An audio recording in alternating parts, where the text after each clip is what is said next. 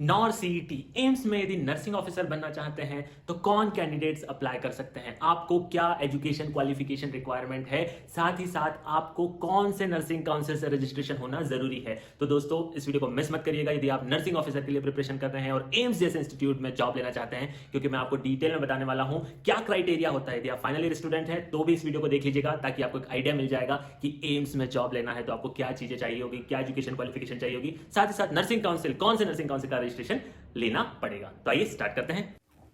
आप देख सकते हैं स्क्रीन पे ये ऑफिशियल नोटिफिकेशन जारी किया है नॉर सीईटी की तरफ से। यहाँ पे आपका एजुकेशन क्वालिफिकेशन दो पार्ट में डिवाइड किया है। एक तो जो आपका ग्रेजुएट है, ठीक है, और दूसरा जो आपका है डिप्लोमा। तो यदि आप ग्रेजुएट हैं means BSc nursing, BSc nursing honours और पोस्ट बेसिक बीएससी या बीएससी पोस्ट सर्टिफिकेट, ये 4 डिग्री है, तो आपको कोई भी एक्सपीरियंस की ज़रूरत नहीं है। आई बात समझ में? यदि आप ग्रेजुएट हैं, BSc honours, BSc nursing, post basic BSc and BSc certificate, post certificate है, तो आपको एक्सपीरियंस की ज़रूरत नहीं है। यदि आपका ग्रेजुएशन है तो सिर्फ आपका ग्रेजुएशन के साथ आपका नर्सिंग काउंसिल से रजिस्टर्ड होना चाहिए। कौन से नर्सिंग काउंसिल से?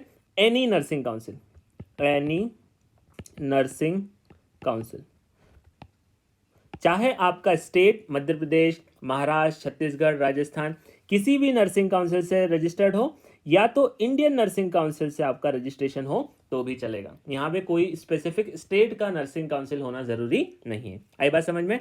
ये ग्रेजुएट का क्लियर हुआ। सेकंड है हमारे पास डिप्लोमा।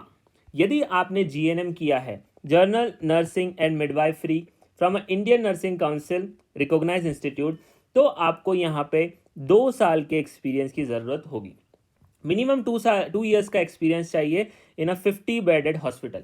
50 बेड के हॉस्पिटल में 2 साल का एक्सपीरियंस सर्टिफिकेट आपको यहाँ पे सबमिट करना होगा। साथ ही साथ यहाँ भी आपका नर्सिंग काउंसिल से रजिस्टर हो, किसी भी स्टेट या इंडियन नर्सिंग काउंसिल, यहाँ भी आपका किसी भी स्टेट से नर्सिंग काउंसिल से रजिस्ट्रेशन या इंडियन नर्सिंग काउंसिल का रजिस्ट्रेशन होगा तो भी आप अप्लाई कर सकते हैं। साथ ही में यहाँ पे एक रिमार्क मेंशन किया हुआ है कि आपका जो एक्सपीरियंस होना चाहिए वो आफ्टर आपके डिप्लोमा होना चाहिए। मतलब यदि आप डिप्लोमा करने के साथ साथ जॉब कर रहे हैं तो वो एक्सपीरियंस काउंट नहीं होगा। So the required 2 year of experience as above is essential criteria and to be valid the experience shall be acquired after obtaining essential qualification.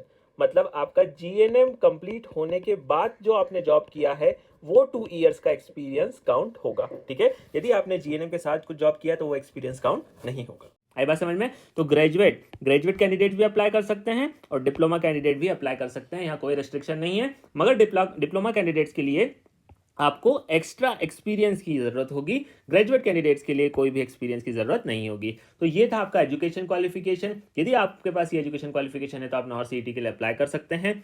बाकी अपनी प्रिपरेशन जारी रखिए, चैनल को सब्सक्राइब करके बेल आइकन प्रेस कर दीजिए ताकि आगे के सारे नोटिफिकेशन एंड अपडेट्स आपको मिलते रहें। All the best.